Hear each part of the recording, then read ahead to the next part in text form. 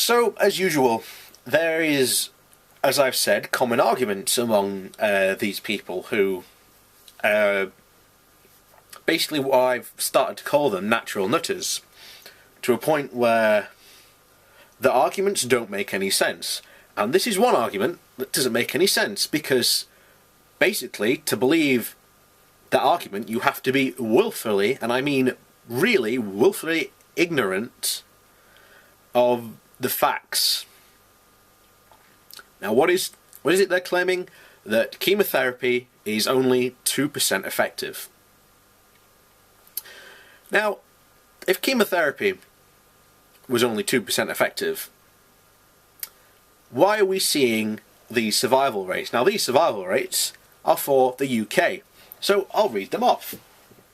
You have a 85% survival chance for breast cancer, a 54% for bowel cancer, and an 8% chance survival for lung cancer, and a 51% survival for all of the cancers. Now, if you broke that down even individually, because that's pretty vague when we say all of the cancers, but again, we're dealing with people here who don't understand that there are different types of cancers and that chemotherapy has effects on different types of cancers. It does. Sometimes it works really well with one particular type of cancer, others it doesn't.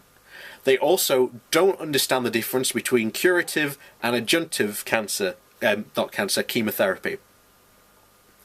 And again, I'm going to post two links down below, written by on this guy on Science Blogs, who is a cancer doctor, and pretty much explains why your 2% is complete and utter bull.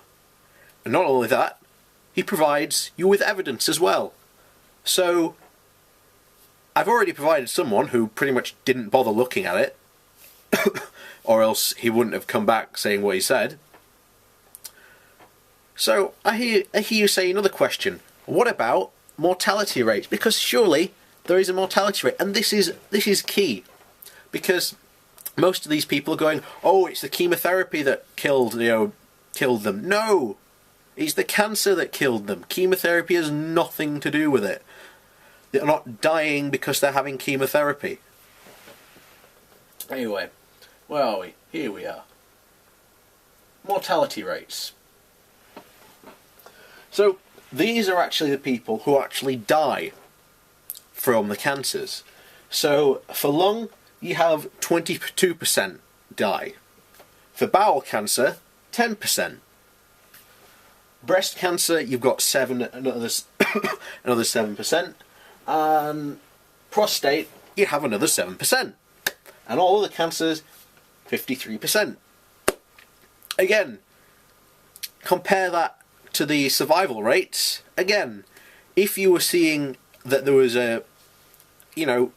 supposedly it's only 2% effective, these numbers don't add up.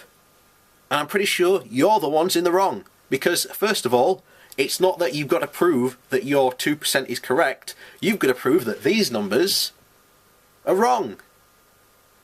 Because it's your facts and figures that are not adding up to the bigger picture. And I know someone's going to come along and say, "Oh, but maybe they're manipulating them." Well, okay then, prove to me that these numbers are wrong. So, yeah, another bullshit argument by the natural nutters.